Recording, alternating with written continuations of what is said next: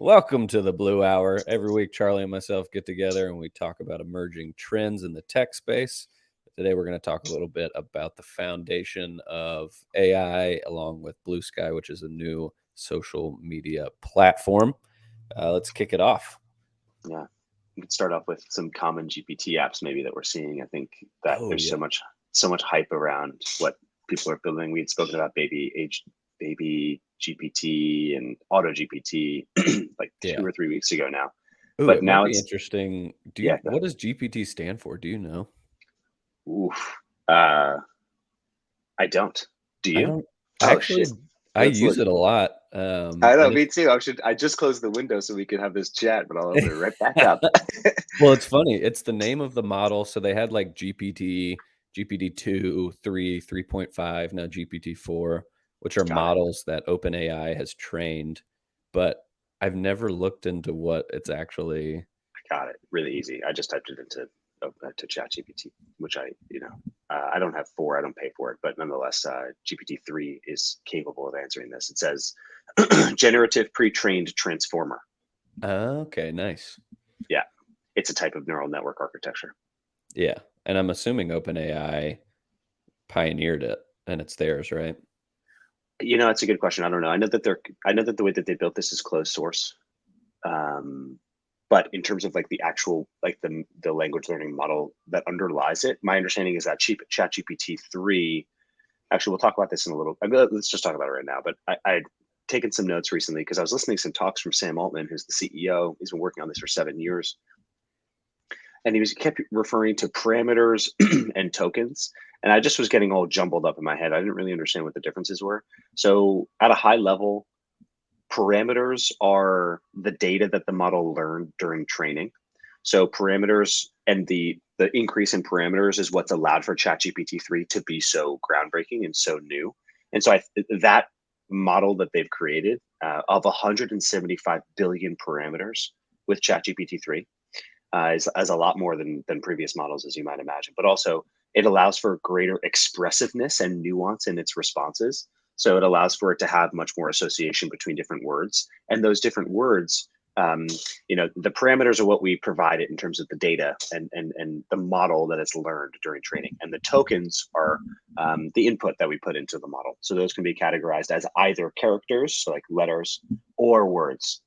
And characters can also include grammar, like commas and spaces and things like that, punctuation.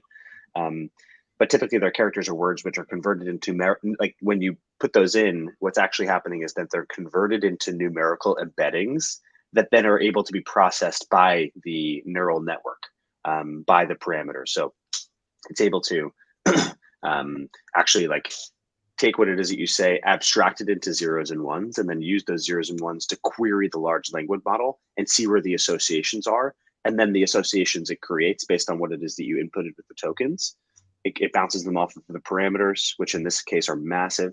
And apparently in GPT-4, they're working toward having a trillion parameters. So it's almost 10x the number. So the Yeah. ability for it to have nuanced responses is going to be really, really crazy in comparison to even this really massive improvement.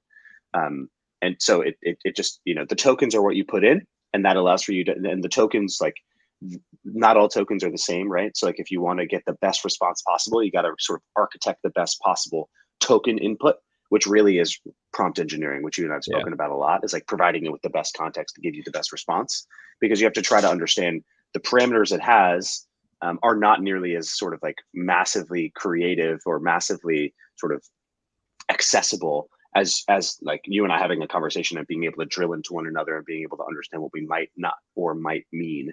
And so you got to reverse engineer how to get the best sort of input or get the best output from the parameters using your tokens. And so your tokens are the variable you can play with, and prompt engineering is how you can best query those parameters. So that's a Yeah. lot of random jargon, but I think that helped me to understand it a lot better. Yeah. So like if let's say an AI is a human, parameters are like education, history, experiences, things that you learned throughout your life. And then tokens would be like, you know, conversations you're having or new Yeah, things that you're taking in. that makes sense to me. Yeah. Yeah. And prompts are conversations. Yeah, exactly. And the makeup of prompts are the like made up of tokens. So Yeah. yeah, exactly. Yeah. Yeah, that's fascinating. Really interesting. But ultimately, like we've spoken about a lot of random things that have been happening and being built on top of this, but it seems like there's some trends, right? So like there's a lot of really random stuff that's happening with AI in general, but in terms of like chat GPT apps that are being built or chat GPT wrappers, I think you've called them in the past. Yeah. I've been calling them Um, rap apps because wrap apps. people have been making fun of like people who are building things and they're like, this is just a wrapper around OpenAI's API and claiming that that makes it not legitimate. And I think it's a huge opportunity and a really cool thing to build on top of. But I've been Yeah, calling them rap apps. I think that's a cool cool. name. I agree. My So PR like the stuff. exactly. It's like the most common. It's interesting to see.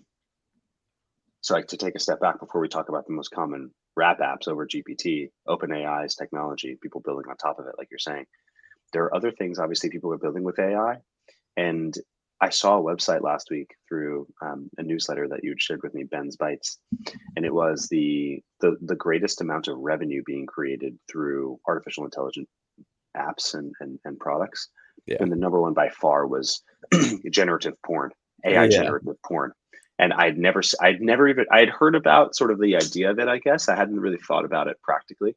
And then I just was looking at this website. It sort of was like it was a visual representation of the market share in terms of revenue of what these organizations have. And by far the largest block on the page was this, it was like porn.ai or something, as really simple name or I forget what it was, but it was crazy. I mean, it's like not safe for work content, but you click on it and it what you're paying for is the ability to generate custom porn.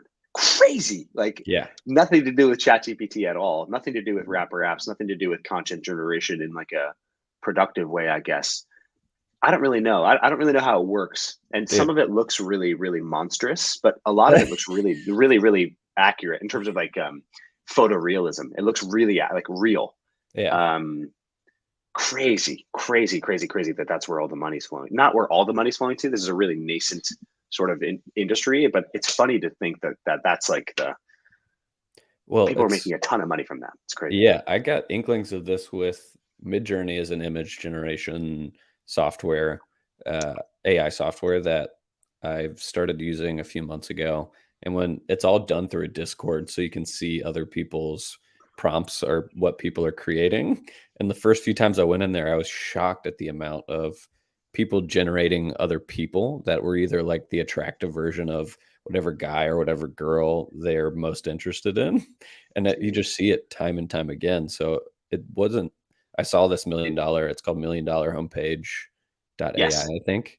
I was not surprised at all that and it's represented by blocks of how big it is. And this porn one is like right up front, but it's not, I mean, it's going to be a huge industry for that, where instead of having people create pornography, they just generate it with AI, which is wild. Yeah, And it's wild. I would assume as people figure out how to scale that, it's going to be bigger and bigger. And it's almost a weird thing that that's where human nature goes to almost instantly. Uh, Yeah, couldn't agree Probably more. not a It's good very odd. sign for the future with where robotics is going into AI.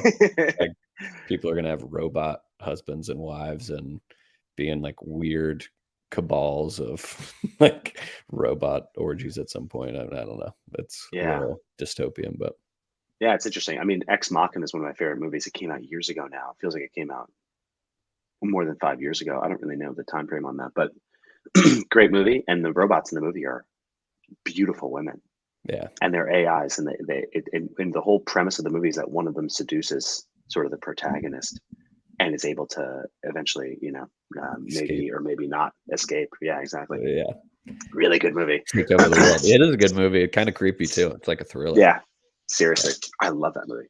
Um, but yeah, so I was really surprised by that. So, but nonetheless, like I don't really focus at all on any of that. Like the, um, I don't know. There's so much of it that like sort of falls outside of my interest. Really, there's this app, for example, that's called Crisp.io that I've used for. almost 2 years. I'm not sure if they've been around that long, but when I was once living in a place that had very, very thin walls and didn't really have any windows. It had screens and it was in the jungle. So there's a lot of mosquito, like not mosquito, but insect noises. And so I was looking into a tool that would allow for me to muddle the external noises and focus on my voice. And so I bought and subscribed to crisp.io that long ago. And maybe it said at that time that it leverages artificial intelligence to isolate those noises. Um, it's funny. I don't think of that.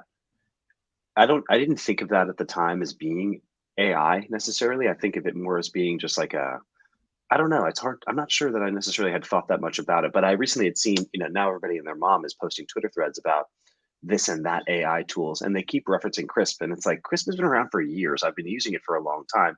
I'm not so sure that that's like that can like the innovation of Crisp should be attributed to ChatGPT in some way. Like some of us have been using it for a long time, so some of this stuff is hard for me to understand, like where the innovation started, like how it is that these large language models are being used in some of those ways. But like I guess that really the interest for me is ChatGPT and like the increase in the amount of parameters in the large language model and the ability for us to communicate with it and for it to communicate back with us in a way that's very, very it seems just like extremely expressive and I don't know, just like Yeah. really useful in a way it wasn't really useful.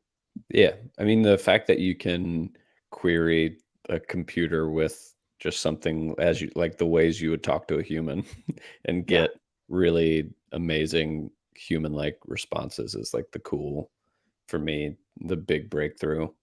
The fact that you could, if you prompt something the right way, you're like, oh, write out an entire podcast with two people in it. This person acts like this and has this opinions. This person acts like this and has this opinions. It can print a script. And then you could use some of these like voice generation AI things to Yeah. put that in and then create a podcast without actual people in it. It's pretty crazy. Yeah, that's like in terms of content production, it's really interesting. I have a buddy who's a movie editor and like a media editor, visual media editor, I guess you'd say. He does TV shows and movies and documentaries and things like that. We had dinner last night and we spoke a little bit about how this could potentially disrupt his industry. But I think that there's always going to be an interest in people who are putting it out. Like there's it's sort of a small knit community of people. You say that there are 400 people who do what he does in New York City, and it's like the second biggest hub to LA. And he wouldn't be able to move to a place that's like in the middle of nowhere in Idaho or Iowa or anywhere, just Right. because his network of people, even though it is remote work, really centers around the physical locations and the ability to see people. Um, so it'll be really interesting to see, maybe there's a new genre of media that comes out as opposed to just replacing current media structures. So Yeah. I'm interested. Yeah, people are. I don't know. I think it's gonna be fun to watch some of that. Yeah. I think people's instant thing is like, "Oh, it's scary that things will change," and that Yeah, and in time but people still very much enjoy authentic human stories. There will be less authentic and different versions where people can create a short film probably completely with AI and, yeah, it could look kind of human or it could look more like a cartoon, but being able to generate those things, I think it's still gonna take a lot of human touch and definitely. human interaction. But the fact that a small team could do something on a large scale is really cool to me. Yeah, I agree. And I do want to say about before we move off the like GPT wrap apps or what everybody's building, OpenAI came out with like brand guidelines, I think 2 weeks ago, 3 weeks ago now, Oh, that specifically like says people shouldn't be using. Oh, sorry, Stone's going after a guy who's dropping off a package. it's okay. Um, All good. uh, You want to pause? It's all good. no, it's good. Okay. Um, I'll make sure I'll go back and I'll cut that little bit, and then we'll start right here. Yeah, so OpenAI came out with brand guidelines 3 weeks ago that pretty much says that the term GPT you can't use in the name of your product, and people have been building things like Site GPT, Auto GPT, who Yeah. aren't they don't work for OpenAI, and so those company names are probably going to have to change. I'm assuming they'll get cease and desist orders if they survive long enough to actually be strong businesses. But it's one thing to note is like people's first instinct is to piggyback off this when in reality they're cool with you using it and saying stuff like powered by GPT 3.5 or like in partnership with OpenAI, or maybe you can't use partner, but we'll probably see more apps with different names and people will stop leaning so hard on the GPT naming convention just because it's owned by OpenAI. Yeah. Makes sense. That's interesting. I actually didn't see that. Auto GPT it's like an open sourced. It just exists, so it's hard for me to imagine they're going to cease and desist. I don't really know how. It doesn't really seem like there's a business model for them. But Yeah. I see what your point is, absolutely, for some of these that are really trying to ride the wave. Yeah. I mean, if they were ever to make money off of it, they would, Yeah. yeah, be at risk, but It, still I, nice. yeah. And so in terms of like the common ones, just to close the thought on the GPT apps, like there have been a lot of things. I haven't really seen many of these, but apparently one of the biggest use cases is companionship. And then question answering, I think, is the largest by far. And then also utility. So like the ability for you to provide it with a specific data set and then have it spit that back out to you in like a very natural language learning or in a natural language way. And then creativity. So using it as like a way to augment ideation that you have. So like I saw something with Khan Academy where you provide it with 2 sentences, it provides with 2 sentences back. You provide with 2 sentences, it provides 2 sentences back. And so that allows for little kids to potentially, create a story in a way that maybe they don't have as much writer block, or to sort of like free up their mind a little bit, which is interesting. Yeah. And then there's some experimental stuff that's less common, but like multi-step agents. So like the ability for it to auto GPT is an example of that. So for it to make like it to generate the next steps, and then hyper personalization. So like there was an example we had seen a couple months ago, or maybe a couple weeks ago now, where somebody had provided it the context to provide all its answers in like a British slang, like with British slang, or Yeah. like and I've seen actually you had done some prompt engineering to create a colonial letter. So like it provides it in like this loving, yearning way that's like very, very, very old school vocabulary. Yeah. It's so funny. I know. Yeah, so hyper personalization is fun, but it all Yeah. has to do with It'll prompt be engineering. fun. It's really fun. The thing that I'm building now, once we're done with it, we can do like a half an episode on it. But Yeah, I think definitely. hyper personalization or taking things and personalizing super cool. Yeah, And that to me is such a value proposition that people are kind of sleeping on, which is yeah, nice because it gives us the opportunity to like build cool things that we want to see because nobody else is fucking doing it. But yeah. yeah, I think that there's something there as well. I think that, but yeah, I've been thinking a lot about this. We talk a lot about it, but there'll be more opportunity to talk more about yeah. that. Let's get How into we BlueSky. Okay, cool. I was gonna say, what do you think about speaking about BlueSky? So like I had BlueSky is a it's a. Do you want to give it an overview, or I mean, Yeah, I mean, I'm not on it. So from what I've heard, Jack Dorsey, who was the founder of Twitter, co-founder of Twitter, left and started another Web3 based Twitter competitor. From what I've heard through the grapevine, it's very similar in style to Twitter, but you have to host your own server. Is that right? I don't think that you need to host your own server. They've provided a server, and it's invitation only right now. So you can host your own server, but it would be a ghost town because it's Yeah. invitation only to join the main server. Excuse me. And what that really means is just like it's a way for it to. It just means the database isn't housed in Twitter's headquarters or in Twitter's cloud services, right? So like it allows for it to be. It really what it is an authenticated transfer protocol. So it's a federated model. So different servers can connect to each other without a central organization controlling them. Gotcha. Yeah. Um, and therefore, you can have multiple networks or multiple servers that exist, and you can log into any one of them or all of them with the same login, which is really cool. So that's effectively allowing for it to be resilient in a way that Twitter's not. And also, it allows for the content within those networks to be tailored. And so, if you wanted to use an algorithm that shows you all the cat memes or something like that, you could build that and make it such that those are shown more frequently to you on your server, and others could then join that server with the same login they use to join BlueSky's server, which is just everything. It's Um, interesting.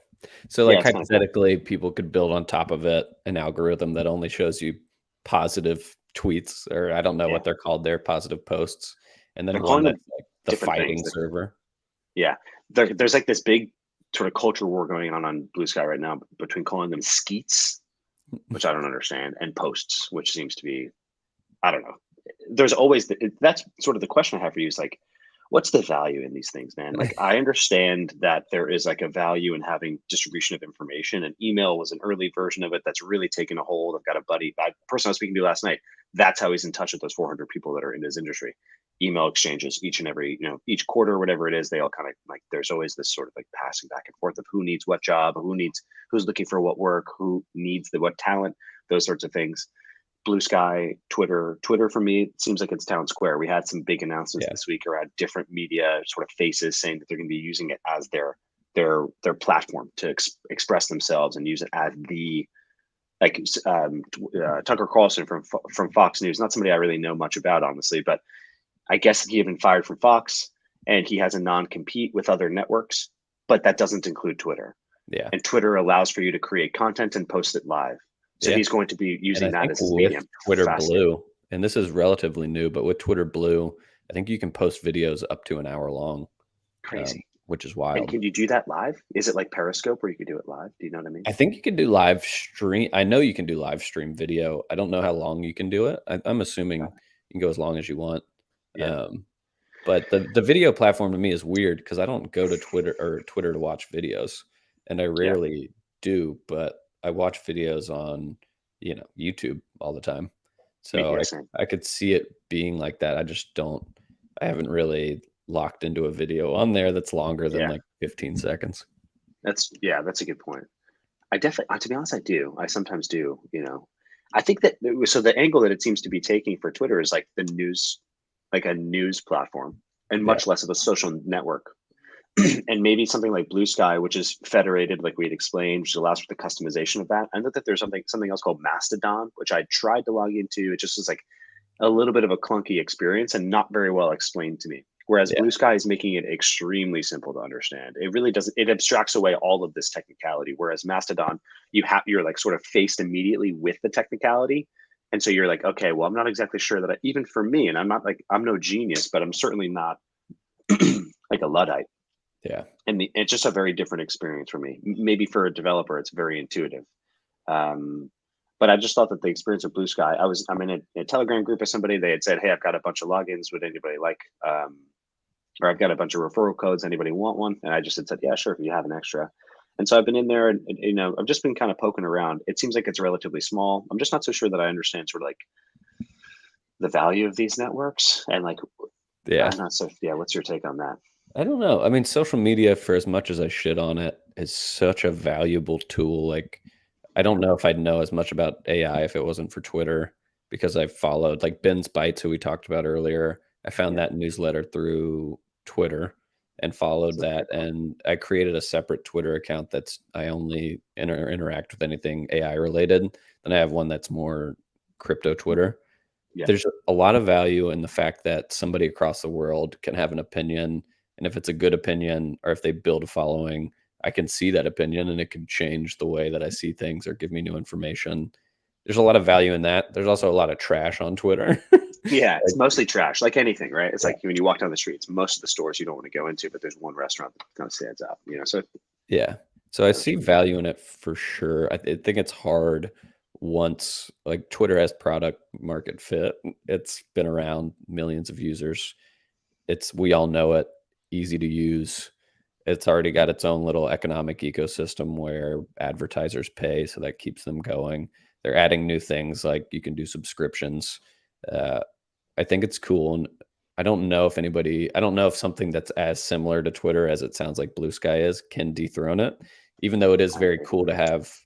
I could see other people building servers that have use cases that are really cool where I could go log into an AI server and only see content on AI. Then I could Would be go cool. use my same login to go over to the crypto server and see all that. I see a lot of value in that. I don't know if other people will latch onto it, or it could be something it takes a while to do. I can't get an invite code yet, so I haven't been able Yeah. to test it out. As soon as But I can. I'm not sure how long the threshold is. It says that it's just a matter of time, and it's been about yeah, a week. So once I get one, obviously you're going to be the one who gets one immediately. But yeah, dude. it's Um, okay. Yeah, I'm just interested in like, I think that's a really good point. It's easy to take it for granted for somebody who talks so much about how powerful the internet is and how much I love the internet. I guess it's the exact same idea as why the internet's important. yeah. Yeah, it's interesting. I mean, I think social media is going to evolve. We see it. People slept on TikTok 3 years ago, and they're like, "This is stupid." And now it's like the fastest growing social media app, one of the biggest video platforms. Like high schoolers are addicted to it, becoming celebrities off of it. And people wouldn't have thought that was possible back then. And we see it time and time again. I remember Snapchat was huge when I used to work in retail 2017, but seeing these young kids come in with it, I started buying Snap stock because I was like, these kids just use it every freaking day. And I didn't understand it. It wasn't something I used, but adoption of these platforms can be very viral when people Yeah, are into it and it becomes a part of their everyday life. And for me, I try to minimize the amount of stuff that there's just so much information. Like if you're reading email, doing Twitter, watching YouTube, if you're on Facebook or TikTok, like all of that is can be overwhelming. So I try to keep it very yeah. minimal. But if it turned out that Blue Sky was a place that was like Twitter with less noise, I would love that. That would be very cool. Yeah, it feels like it's relatively early there, and so I'm kind of wondering, how do you create like a how do you garner interest? The person who I've seen who has the most followers by far just constantly shit posts, and they constantly are putting out new memes, and most of them are very wholesome and funny. Yeah. But it seems as though that's like the most tried and true way to become garner a following on something like a social media platform that's text based or image based, is just to provide to be humorous. Yeah. I don't know. I thought that I've been thinking about that. It's like just I don't think I have what it takes to be social media famous, but it's interesting to see what is and is not successful. Yeah, I've thought about it and I've started to try and make more Twitter content in the past. I just don't think I necessarily care enough to try. Like the real Yeah, way you get popular on one of these platforms is to post daily, multiple times a day, and commit to that for years. yeah, Kind of what we're exactly. doing with this podcast. It's like we committed at the jump to a year of recording every week. And that's the way you get good at something. Generally, you're not going to be, the hard part is if you're on a social platform and you want to grow a following, like on Twitter, you have to get through posting so much without any real feedback. Because Hmm. people, if you have no followers or less than 100 followers, or less than 1,000 followers, you're just not going to get a lot of feedback, and you just have to keep growing and posting and learning and testing, which is Yeah, tough. And the humor stuff, I think people gravitate to because it gets a reaction quicker. If you have something that's actually funny, you can yeah, get interaction when you don't have a lot of followers and it's easy to grow. And then it's that feedback loop where like, okay, I got to create something else funny now, something else funny. And I see people fall into that, especially with the AI stuff. Like people want to say something controversial or be the first person to be like, Chat GPT is dead. Now you need to go use Auto GPT or whatever it is that they're using. Uh, I see people do that, and it's like this trap of they want engagement and they know that people have gotten engagement or they have by doing this thing. So they're trying to replicate it time and time again. It's the longer I'm on there, and maybe it's because I'm in marketing, I clock it right away. And I'm like, I don't yeah, like exactly. this. I just scroll right by it. But Yeah, it's interesting. You see, it's becoming really saturated with like it seems like a few hundred people who say the same exact thing and post the same exact threads. And it's yeah, really sort of in the beginning, it was like, wow, I got to read all these. And then I was like putting them in this thing that I use to read. Like it's a very simple app that I use and I pay for. It allows me to put Twitter threads or articles or newsletters. And then I find them all in one place and I can read through them, make highlights, and then I can refer to the highlights later. It's nice. I really like it. And with the Twitter threads, I had all these in there. And I had them for a flight. I don't know how many, 30, 40 that I had aggregated over weeks. And first and foremost, the ones from 3 weeks ago were outdated, yeah, which was kind of funny to realize. And then the newer ones were mostly redundant. It's like none of these people are saying anything that's innovative, or even there was so much overlap. Then I yeah. realized these could all be fake people generated by one dude who's just got all these different faces up and different names, just new Twitter accounts, and it allows for you to just sort of like just create. I don't know.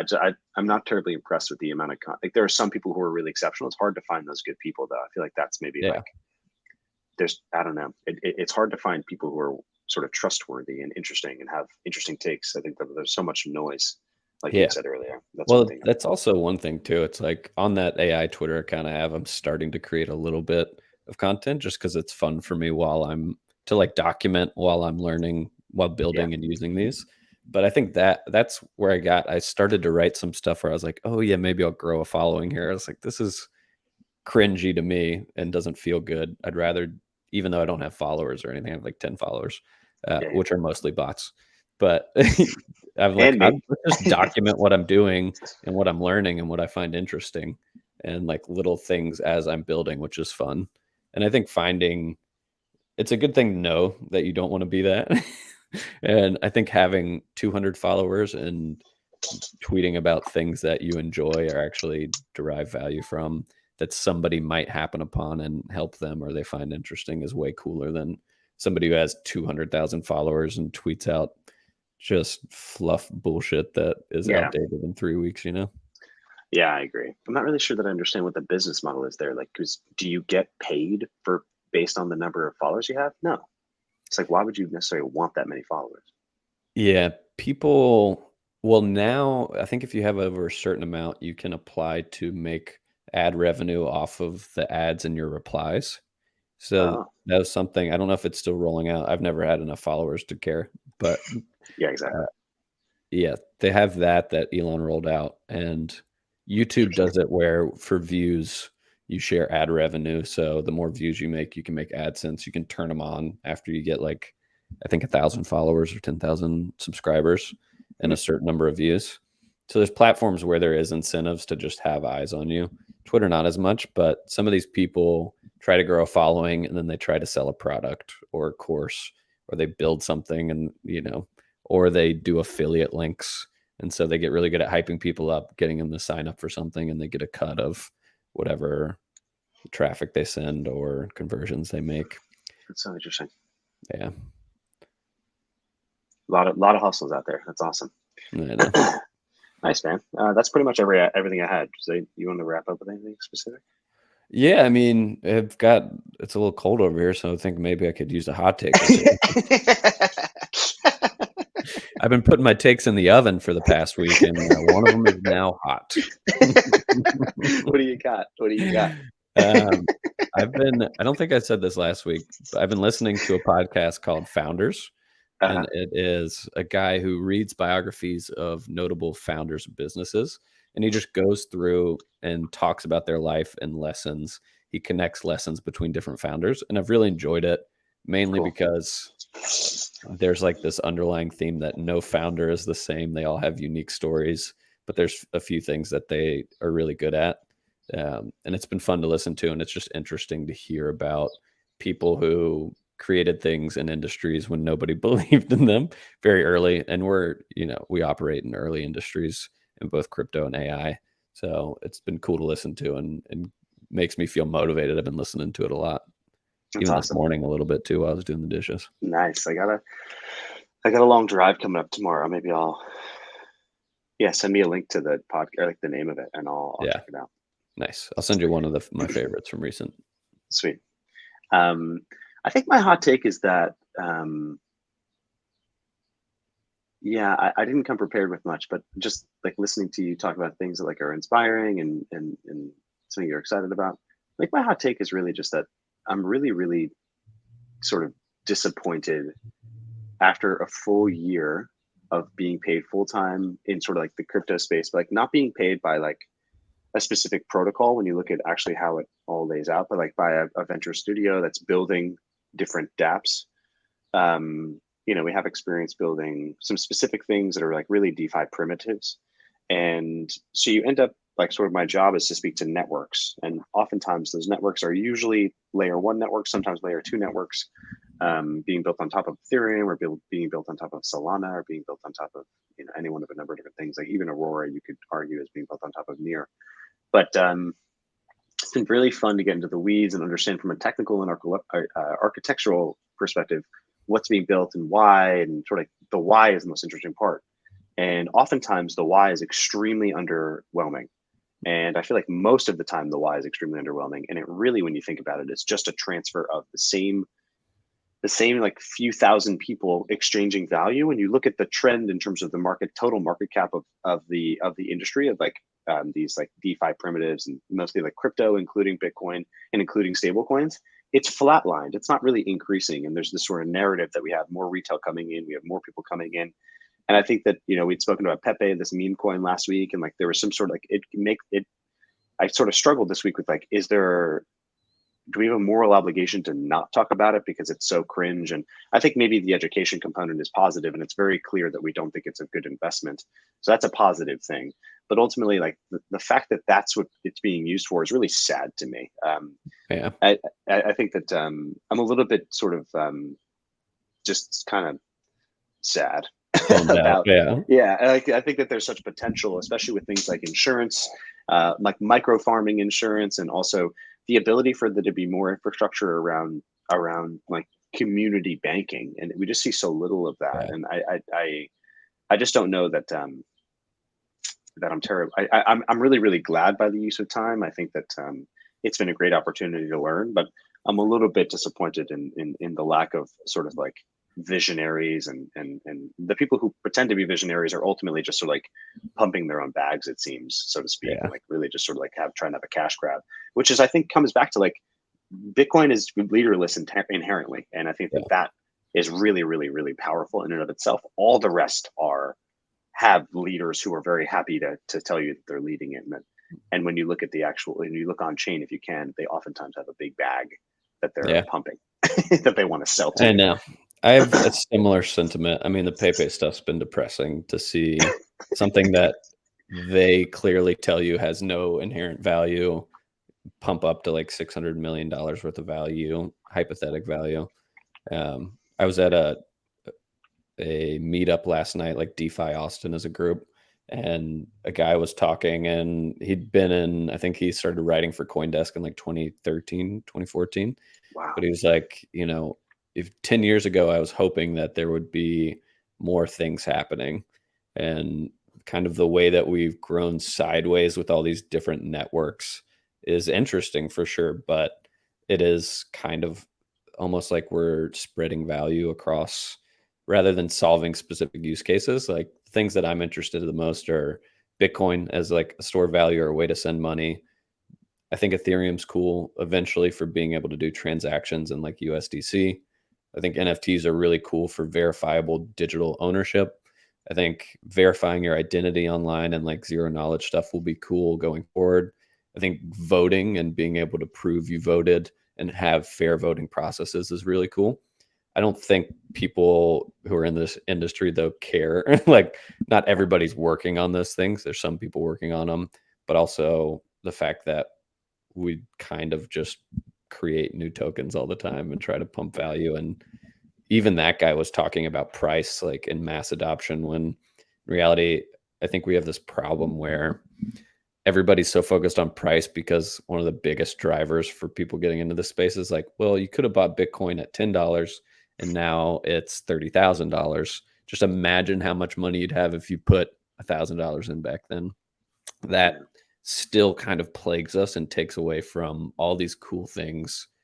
Like everybody wants to be in on the next Yeah. Bitcoin or be the one who's right or be the team who builds the thing. And I think some of the tech is cool for other L2s and L1s, but this idea that we need so many of them is tough to swallow, and there's not that many people using it. The economy Yeah. is bad, and people would rather buy Pepe than actually learn about shit. And, Yeah. it's tough. And even if I'm sort of conflicted because even if and when retail comes back, when interest rates, become more nominal, or the macro perspective is interesting because there's so many conflicting, brilliant people who, I don't know. We'll see what happens in Q3 and Q4 in early 2024. But nonetheless, I think even if retail comes back, like it feels almost manipulative to just because you're the incumbent and you've been here longer to then take that money from somebody because that money comes from somebody, you know? True. So that's something I really struggle with as well. Is like there's this like complete and total impersonalization that happens to people who come in who are new, and it's like, oh, this is the learning. Like I learned, you're going to learn as well because you're the new guy. It's like that seems very. Yeah. That's like we didn't join it for. We were buddies in college because we didn't have the interest in being hazed. We wanted to just go hang out. Like Yeah. we don't have to haze people who are new to the industry. That feels very immature Ex- to me. yeah. Well, it sucks that if we stay like I plan on, I daily buy a few tokens through Coinbase, very small amounts, and I'll continue to do that for the next like 2, 3 years, which is kind of my only investing strategy for the most part.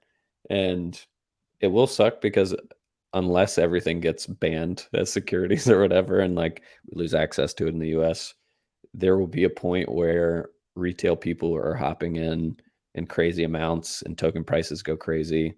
And, you either hold it or sell it. Yeah, And exactly. it doesn't feel great, but also morally it feels better to not be purposefully doing that. We're just Yeah, here because we enjoy it and we do think it'll go up in value. And eventually we're probably going to get that value. Um, yeah, but I share a similar sentiment. It feels bad to be. It hasn't happened yet. It's not yeah. like we made a bunch of money.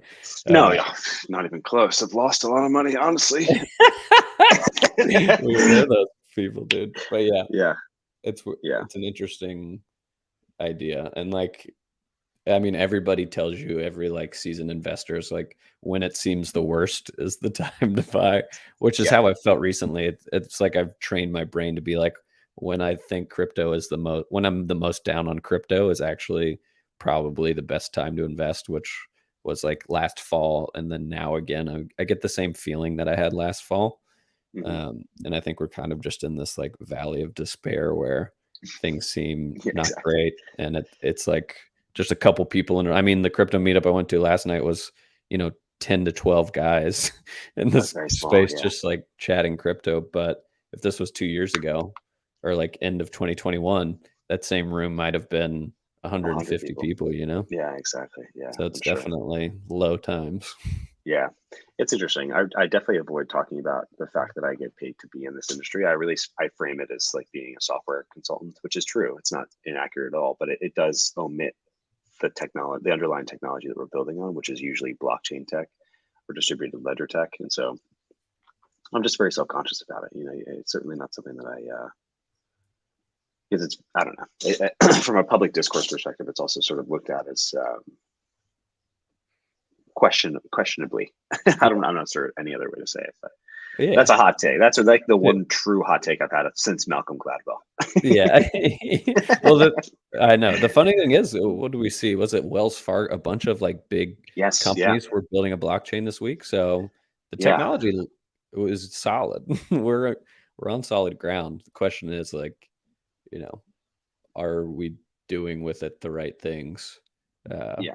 which is tough. Absolutely. Yeah. I mean, you had mentioned a few different verticals of really interesting technologies, and ultimately only one of them is decentralized finance, which is backwards because the vast or no, what you said I think is I really appreciate and I understand I like the nuance you had provided because in reality what we like 90% of what's being built is in that 1/5 of what it is you described that's interesting.